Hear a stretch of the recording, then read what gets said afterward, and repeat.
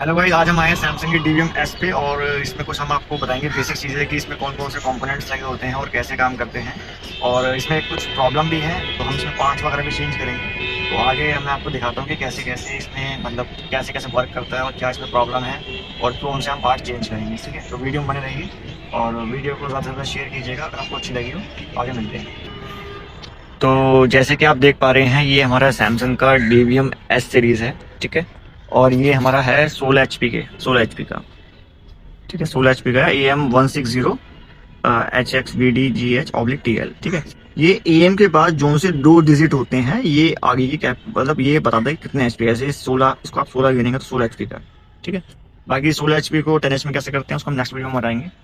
ठीक, अब हम जाते हैं इसके मेन पैनल बॉक्स की तरफ। अभी इसकी ये मेन सप्लाईज होती है, मैंने इसको हटा रखी है। ये थ्री फेस है और ये न्यूट्रल है। और इसमें हमारे मदरबोर्ड्स होते हैं, जैसे कि ये वाला जो मदरबोर्ड है इसको बोलते हैं मेन PCB। ठीक है, ये ख़राब है, मैं इसको बदलूंगा अभी और आगे बताऊंगा कि क्यों क्या दिक्कत थी इसमें। ठीक है, ये मेन PCB है। ये इसकी हब PCB होती है। हब PCB में ये वाला जो पोर्शन होता है ये होता है हमारा AC वोल्ट का, और जो ये वाला पोर्शन होता है ये होता है हमारा DC का। ठीक है, और इसके अलावा इसमें ये पैनल खुल जाता है। पैनल इसको देखिए फोल्ड कर दिया मैंने। फोल्ड करने के बाद में ये हमारे 2 EMI PCB है। जैसे पहले मैं डाइकिन में था तो डाइकिन में इसको बोलते हैं नॉइस फिल्टर PCB। ठीक है, तो ऐसे ही सैमसंग में इसको EMI नाम दिया गया है। कुछ नहीं है, इसका वर्क नॉर्मल सा है। 3 बेस आते हैं प्योर होकर, आगे आउटपुट इन्वर्टर PCB के चले जाते हैं और कुछ नहीं है इसमें। ठीक है, उसके अलावा ये हमारी नीचे वाली होती है फैन PCB। ठीक है, फैन PCB इसमें एक ही होती है। ये एक फैन के लिए सप्लाई जा रही है, दूसरे फैन के लिए ये सप्लाई जा रही है। तो मदरबोर्ड इसका एक ही कॉमन रहेगा, सेम रहेगा। ठीक है, इसके अलावा ये हमारी इन्वर्टर PCB है। ये इन्वर्टर PCB दोनों होती हैं। ये वाली इन्वर्टर PCB 1 है नीचे वाली, और ये वाली इन्वर्टर PCB 2 है। ठीक है, अब नॉर्मल सी चीज़ है, अगर इन्वर्टर PCB 2 हैं तो जाहिर सी बात है कंप्रेसर भी मेरे 2 होंगे। तो कंप्रेसर मैं आपको दिखा देता हूँ। एक कंप्रेसर ये रहा। ठीक है, दूसरा कंप्रेसर मेरा ये रहा। ठीक है, और जब यहाँ पे मैंने आपको दिखाया कनेक्शन कि यहाँ पे फैन मोटर के भी 2 कनेक्शन है, तो मोटर्स भी 2 है मेरी। देखिए, एक मोटर ये रही और एक मोटर ये रही। और ये 2 चीज़ होती है, इसको बोलते हैं रिएक्टर्स। इसमें कुछ नहीं है, बस ये फेस आता है और फेस ही बाहर आउट निकल जाता है। इसको चेक करना भी बहुत ईजी होता है। उसको आप कंटिन्यूटी ऑम्स पे भी आराम से इजीली चेक कर सकते हैं। अभी हमारी इन्वर्टर 1 PCB जो है ख़राब है। बेसिकली क्या है, ये ना बीच बीच में मॉल फंक्शनिंग कर रही है। कभी इन्वर्टर 1 कंप्रेसर को चला रही है, कभी नहीं चला रही है। तो इस पर्पज़ पे हम इसको चेंज कर रहे हैं, क्योंकि इसमें जो इसकी रिले है इसमें प्रॉब्लम्स है। ये कभी सप्लाई आउटपुट कर रही है कंप्रेसर के लिए, कभी नहीं कर रही है। ठीक है, तो हम इसको चेंज कर रहे हैं। तो चेंज करने के लिए सबसे पहले मैं जो उसकी वायर निकाल रहा हूँ, ये कंप्रेसर्स की वायर होती हैं UVW। ठीक है, ये निकालेंगे हम। ये देखिए, ये स्क्रू टाइप है। वैसे काफ़ी जगह में थिम्बल टाइप भी होता है, ये स्क्रू टाइप है।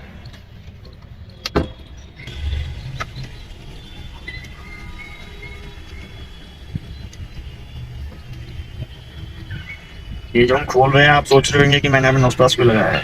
यहाँ पे नोस्प्लास लगाने का रीज़न क्या होता है कि ये जो हमारा होता है ना रिएक्टर, ये जो होता है, ये अगर मैं इसको सीधा सीधा स्क्रू से खोलने की कोशिश करूँगा तो यहाँ से इसकी सोल्डरिंग नीचे से यहाँ से हट सकती है। ठीक है, तो मैंने इसलिए इसको यहाँ पीछे से नोस्प्लास से पकड़ा कि जिससे ये सपोर्ट बनेगा और मेरा सीधा जो मेरा फोर्स लगे वो सीधा पेचकस से लगे, ना कि ये चीज़ सीधे।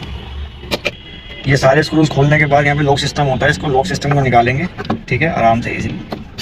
और कोई जल्दीबाजी नहीं करनी है इसमें। अगर आप जितना जल्दीबाजी करने की कोशिश करेंगे तो ज़ाहिर सी बात नुकसान नहीं होगा आपका।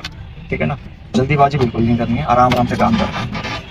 क्योंकि ये काम जितना तसल्ली से होगा उतना अच्छा होगा, और जितना अगर जल्दीबाजी करेंगे उसमें आपका ये नुकसान ही होगा।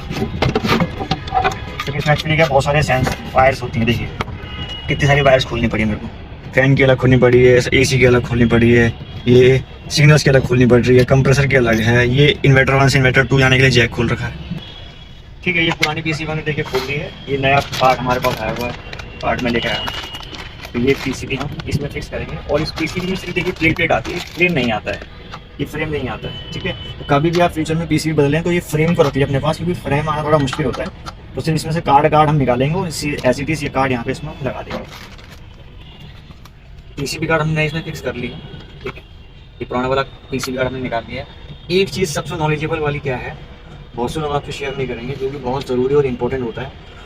अदरवाइज आप बार बार कार्ड लगाते चले जाएंगे और बार बार वो कार्ड खराब होता चले जाएगा। वो ये है, मैं आपको दिखा भी तो लाइव। ये जो हमने पुराने जिसमें कार्ड निकाले देखिए, ये यहाँ पे जो देख रहे हैं व्हाइट व्हाइट सा, इसको बोलते हैं हीट सिंक पेस्ट। ये बेसिकली जो पीसीबी की जो हीट होती है, पीसीबी को ठंडा करने के लिए पेस्ट लगाया जाता है, ठीक है। और ये लगाना बहुत ज़्यादा ज़रूरी है। अभी के वक्त रहते हुए जिसने भी पहले पीसीबी लगी थी या ये पेस्ट सूख गया या हल्का हो गया, एक रीज़न ये भी है पीसीबी खराब होने का, ठीक है। तो इसको हम टाइम टू टाइम अगर सर्विस करने में टाइम पे अगर हम इसको चेक करेंगे तो उसकी हम लाइफ बढ़ा सकते हैं। अब ऐसे ही ये देखिए, ये नया वाला कार्ड लगाया है, कुछ भी नहीं लगा हुआ ना इसमें। अभी हम हीट सिंक पेस्ट आएंगे, ये रहा हीट सिंक पेस्ट होता है, ठीक। मार्केट में मैक्सिमम ज़्यादातर लोगों को पता ही नहीं है कि भाई ये क्या होता है, किससे लगाया जाता है। तो ये बहुत नॉलेज वाली चीज़ है जिसको आपको ध्यान रखना है। इसको लगाने का तरीके कई होते हैं। एक सिर्फ इसके ओरिफिस पे लगाना है, एक्स्ट्रा नहीं लगाना है, ठीक है।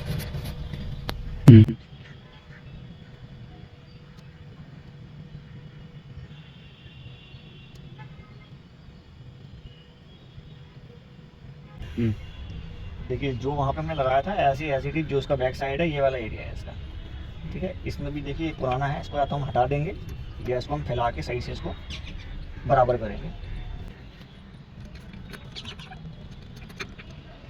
एक तरीके से देखा जाए तो ये जैसे हमारे सीपीयू में हीट सिंकर होता है ना, ये हीट सिंकर का काम करता है। कैसे करता है, पीसीबी की हीट इस पर अटैच होती है,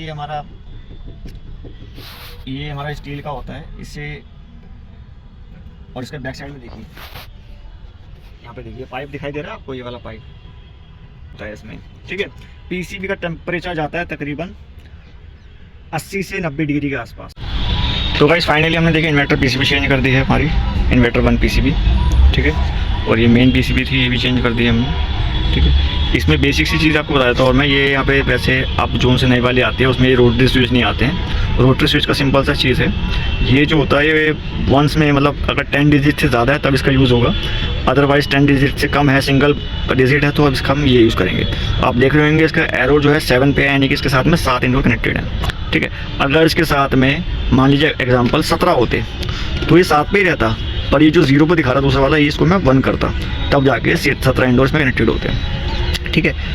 और ये बस ये प्रोम था, ये प्रोम चेंज करना भी बहुत ज़रूरी होता है, ठीक है। मैंने पुराना वाला ही लगाया है प्रोम, क्योंकि इसमें सॉफ्टवेयर होता है एचपी के हिसाब से, जितने एचपी का होता है।